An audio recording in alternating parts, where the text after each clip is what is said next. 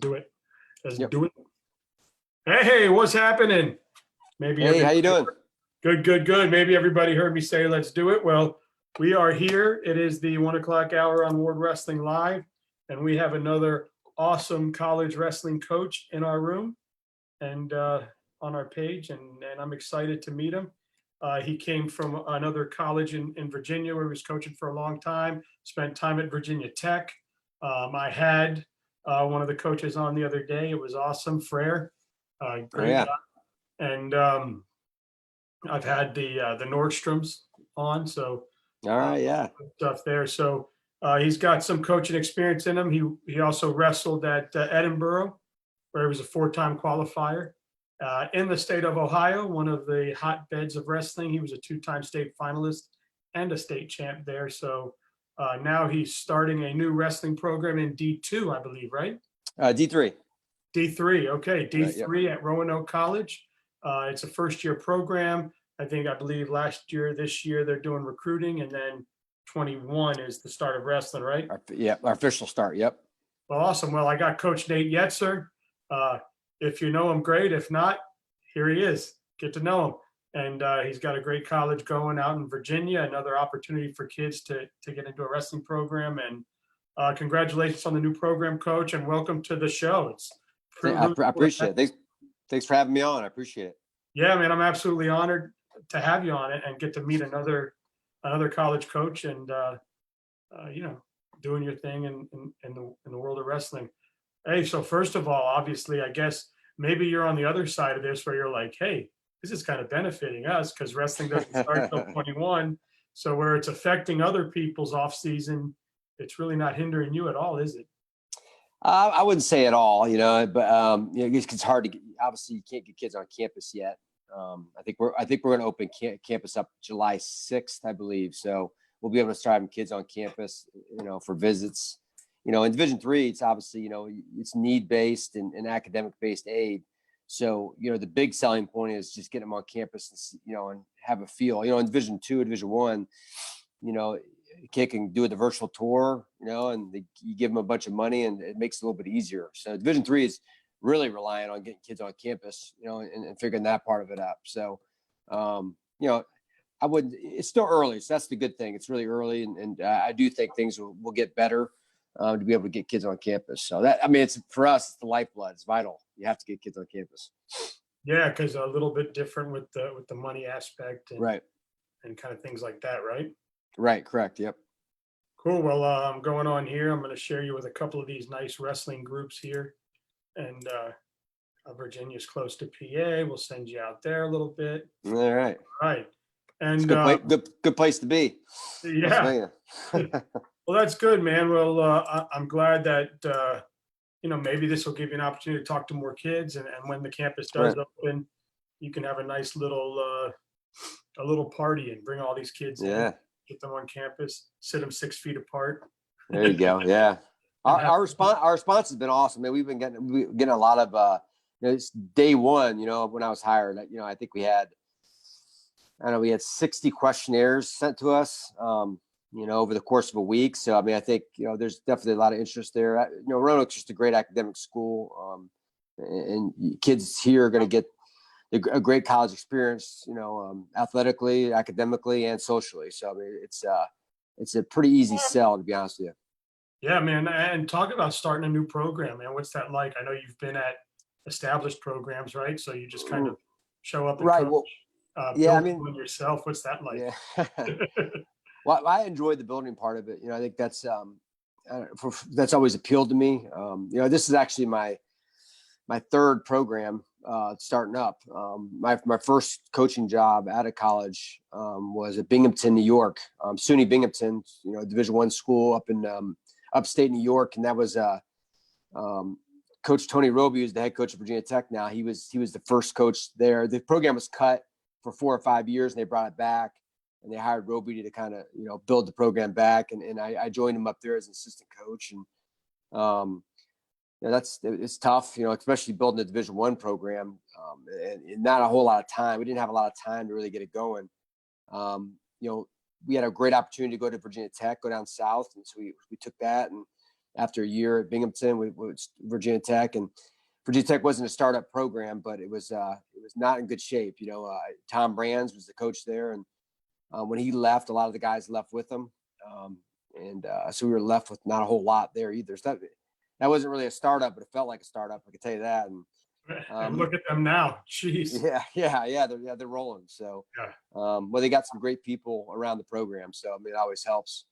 And then, I was there for about 7 years or 8 years and wanted to be a head coach, but loved the area that we're in. And so I moved an hour away down to Ferrum and started that program. And, I was blessed to get a lot of support in that program. And we had a lot of success early on and it continued to this day.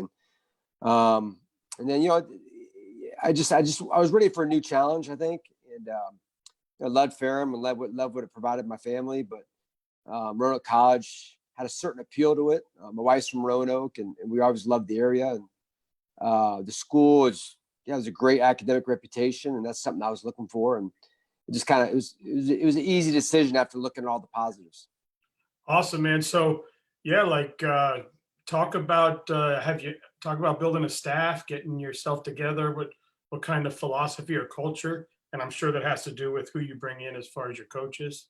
Right. Yeah. I mean, I think, the first thing in building the program, one thing I've learned, obviously I've made a lot of mistakes. I've just, as being the third try here, I've kind of learned from my mistakes. And I think the biggest thing is you just got to build a foundation. And that starts with, what are you really about? What do you want to make the program all about? And for us, it's like kind of setting a set of core values that guides our recruiting, it guides our practice, it guides everything, the direction of the program, and just certain things that are important to me and that I want to see kids, when they graduate, leave here with, and so that was the first thing, just establishing that. And obviously that's pretty easy just because there's the things that I believe in, and one is gratitude, being grateful for the opportunity that you have. And I think that guides your attitude. Attitude is very important, obviously, in wrestling and getting better. And I think just having that grateful attitude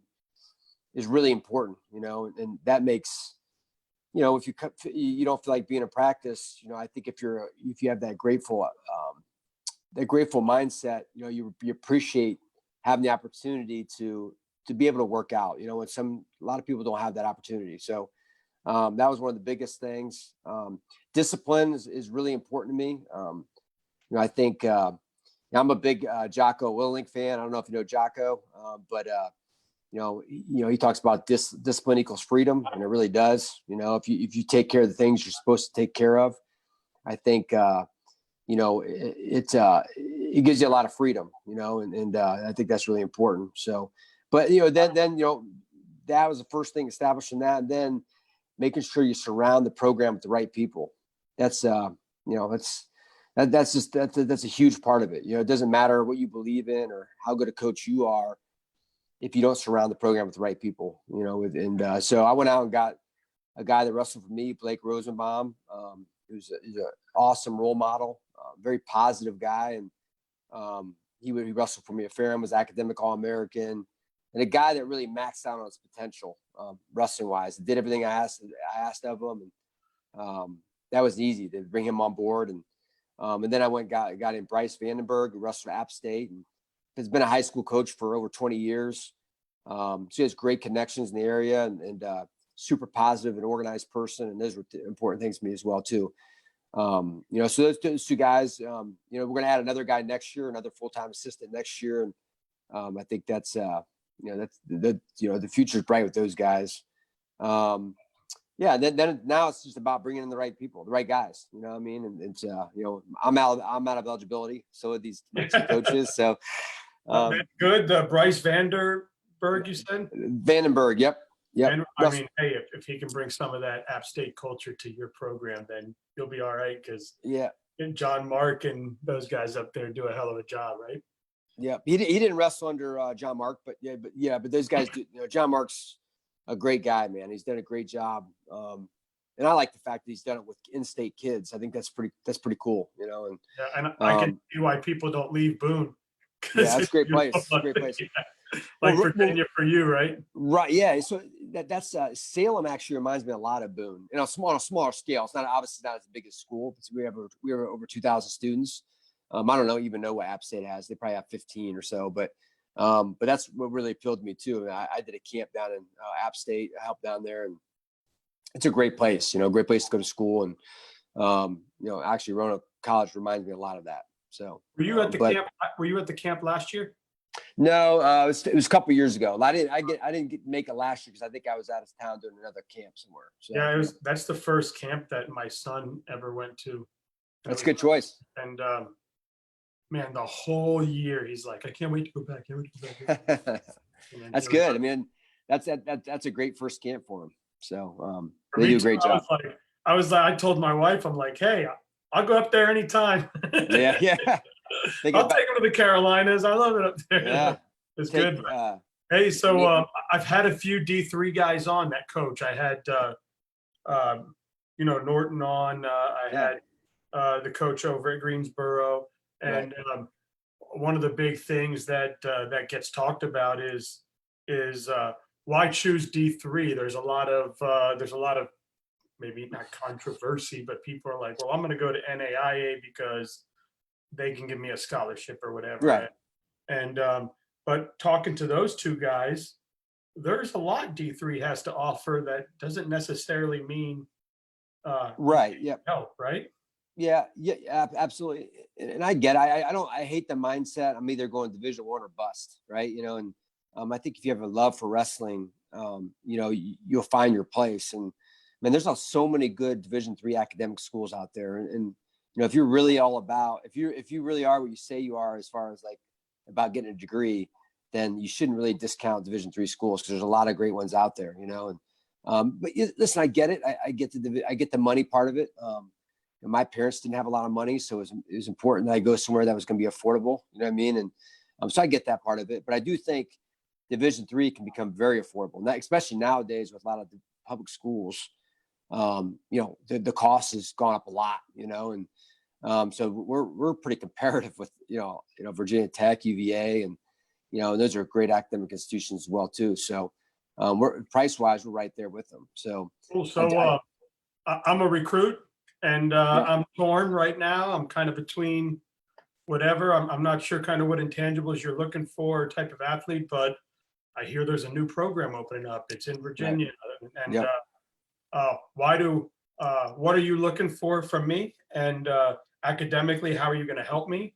And then why do I choose that I want to go wrestle for Nate Yetzer at Roanoke? Well, I think the benefit of Roanoke College is you're going to get the full college experience, right? Which I can tell you, being Division I wrestler myself, you sacrificed a lot on the other end of it. As far as the social part, even the academic part to a certain extent. I wanted to, it was always a goal of mine to travel abroad, and you just can't do it. With wrestling being 2 semesters in Division I, and I think in Division III you get the full experience. You can have a life outside of wrestling. And I think that's important to grow as a complete person, to be able to do those other things. And, and I think Roanoke College offers a lot of that, and I think that's very important. So, as far as guys that I'm looking for, obviously strong students, they have to be to even get into the door and make it affordable for them. But one of the biggest things I look for is kids that have a passion for wrestling, because at the end of the day, as a freshman, as a young guy, even as a senior, you're going to struggle. There's going to be times where you're going to struggle. It's just the way it goes, right? You got to pay your dues. And if you really love wrestling, you'll push through that, and you'll get better. You'll be better because of it. But some guys, they don't really like it that much. Once it gets kind of hard, it's easier to give up. It just generally it doesn't work out. Unless you're uber talented. For most guys, you got to have a passion for it. You got to be able to, push through those times where it gets a little dark, and, sure. I just know that from experience too. I loved wrestling, but there was times I really questioned, like, what am I doing? Might as well just go to school or go back home and get a job. And, luckily I had people around me that supported me and talked some sense to me. Like Tim Flynn, who's the head coach of West Virginia now, is my coach at Edinboro. And Lou Roselli, who's the head coach of Oklahoma, who's my assistant or one of our assistant coaches at Edinboro. And, they push you through that. So I think good coaches, they recognize kids that have a passion for it. That's one thing I look for in recruits, guys that love it. Not you don't have to drag them around to practice and all that stuff.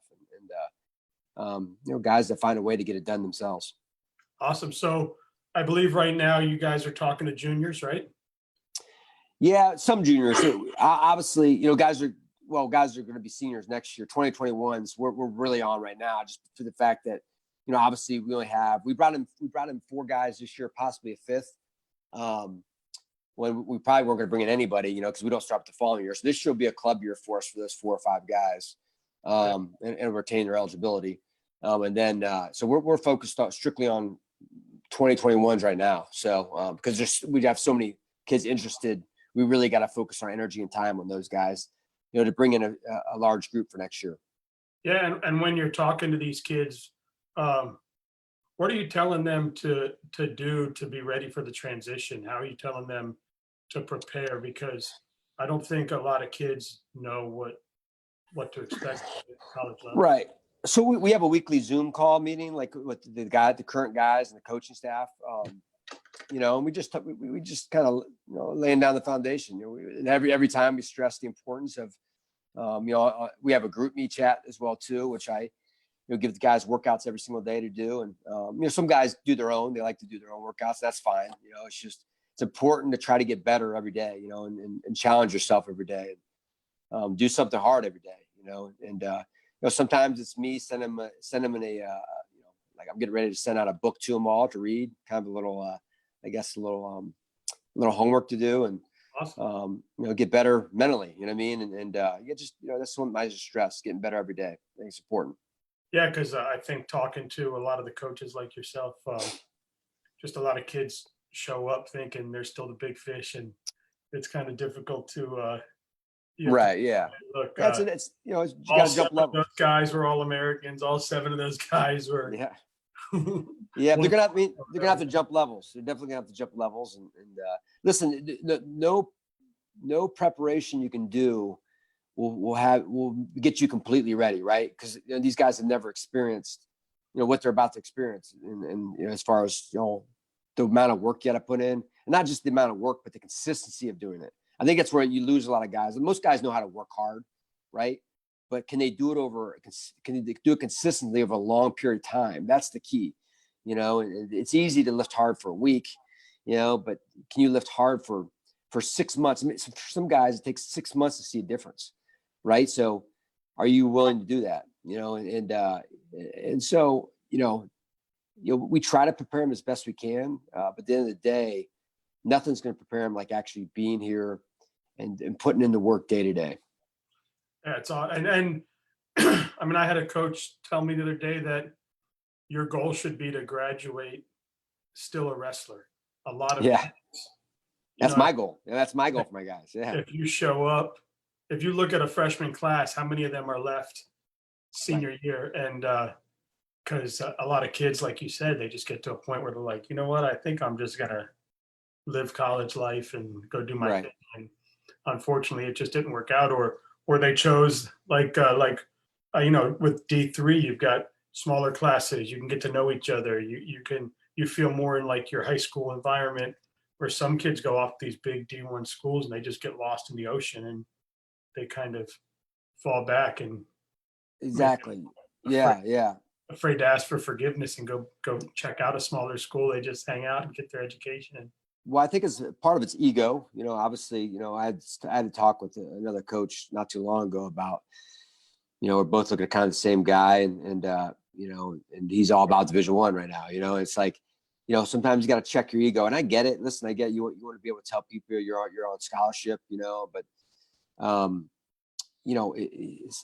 if you're a walk on, or you're not getting that much money, they don't have that much invested into you, right? So, and I'm not saying you can't rise above that and get more aid down the road if you have success, but I just know that if you're a walk on or don't have a lot of money, they don't have a lot invested into you, right? There was times where, in my wrestling career and coaching, where the better guy might have been the walk on, but listen, if we're giving this other guy money, we got to see what he's all about, because we need to get that money back, or in athletic scholarships most of the time are year to year. People don't realize that it's year to year. They can take your aid at any time. In Division III programs, your academic and need-based aid, won't vary too much, and so you kind of know what, you got time to develop, and there's not as much pressure, I think, to develop. Yeah, or you're stuck behind NATO and you're never going to see it or something. Yeah. Yeah. It happened to me. I was behind a guy named Matt King for 2 years. Matt King was, he took third and fourth in the country in Division I at Edinburgh, and so I had to wrestle up my sophomore and junior year. The year I was national qualifier my sophomore year, and my junior year I was All-American. But I was actually wrestling up because I lost my wrestle off to Matt 2 years in a row. So, but it's if I was in my right weight class, for all 4 years, who knows, so.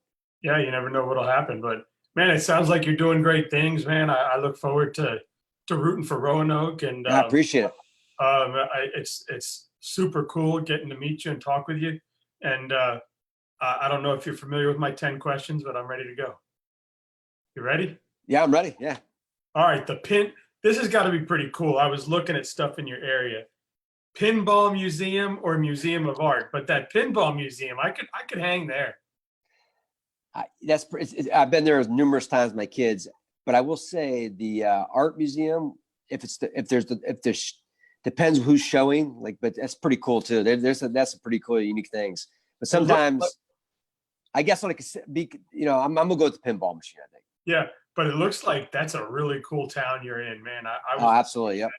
And it looked like there's a lot of fun things to do. So, Mikados or Blue Apron? They're two totally different places. Blue Apron's really high class. Like, you got to wear a suit jacket in there. Mikado's more laid back. So, but I'm gonna have to go Blue Apron. I like that. The place is really good. Nice. Museum of Transport or the history of? I have no idea what I wrote. Oh, the History Museum. Museum of Transport or the History Museum? Transportation Museum is awesome. It's pretty cool. Pretty dope. It's pretty cool. Yep. They have a lot of cool places in Roanoke. Yeah. Huh? Yep. Mac and Bob's or Joe's Deli? Mac and Bob's, no question. Hey, the owner is a Roanoke College alum. Nice. Yep. Mill Mountain Zoo or Splash Valley? Ooh, Mill Mountain Zoo. My kids love it. Where was I? Oh, Mill Mountain Coffee or Starbucks? Mill Mountain Coffee. It's a staple around here, man. Nice. Although this morning I will say I did have Starbucks over Mill Mountain. Roanoke Mountain or Mill Mountain? Roanoke Mountain. KJ's Grill or Chip and Joe's? Can't say I've had either one of them. Yeah, I'm about to try both those. All right, perfect. Valhalla Vineyards or St. Andrews? Valhalla. Of course, I haven't been to St. Andrews, but I've been to Valhalla. It's good stuff. Looks pretty cool. All right, and a good old college pizza, Papa's or Grace's? Frank's. I'd go Frank's, even that's not even their Frank's. Yeah, that's the best one. Yeah, absolutely. I don't know. I just look and whatever's good, grab them. And but it's cool because kids are going to come to your town, and yeah, man, it looks like there's a lot of stuff to do in your town. Absolutely. It looks like a fun place to be. So I tell you what, if you guys end up going next year and I'm going to App State camp, I'll hook you up. You bring your son up to Roanoke's camp as well too. Maybe we can get him some of the dates close together, and you guys come up here and make a trip up here too. We'll do a live show. Maybe we'll do a live show right here on campus. I love it for sure. Yeah, I'll message you my cell and we'll keep it. For sure. Sounds good. Thanks, man. I appreciate you, and send me your logo. You got it. Appreciate it. Thanks, Dan. Yes, sir.